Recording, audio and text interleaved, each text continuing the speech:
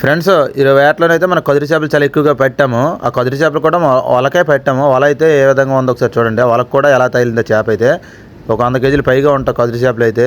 ఇప్పుడు నేను తప్పిస్తున్నాను కదా కదిరి చేపని ఏ విధంగా చూడండి క్లియర్గా. ఆ కదిరి చేప అయితే వలనైతే బాగా చుట్టేసుకుంది. అది తప్పే అవకాశం కూడా లేదు. చాలా కదిరి చేపలు అయితే మనకు పడ్డావు ఈరోజు. ఇంకా కదిరి చేపలే కాదు వేరే చేపలు కూడా మనకు లాగుతున్నా.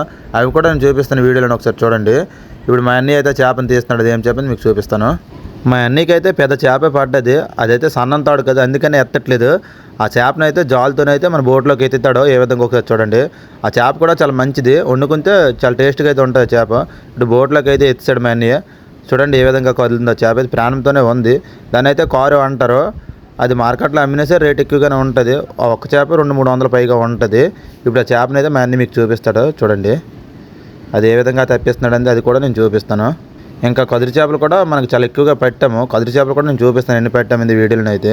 మనం వలాటకు వచ్చినా సరే ప్రాణంతో రొయ్యలు పట్టుకునే వస్తాం. ఎందుకంటే వలక కదిరి చేపలు పడకపోయినా సరే ప్రాణంతో రొయ్యలకి అయితే కొన్ని చేపలు అయితే లాగుతాయి. అవి కొద్దిగా డిఫరెంట్ చేపలు. ఒకసారి చూడండి కదిరి చేపలు అయితే మనం ఎంత ఎక్కువగా పెట్టాము. ఒక 100 కేజీలు పైగా ఉంటాయి కదిరి చేపలు అయితే.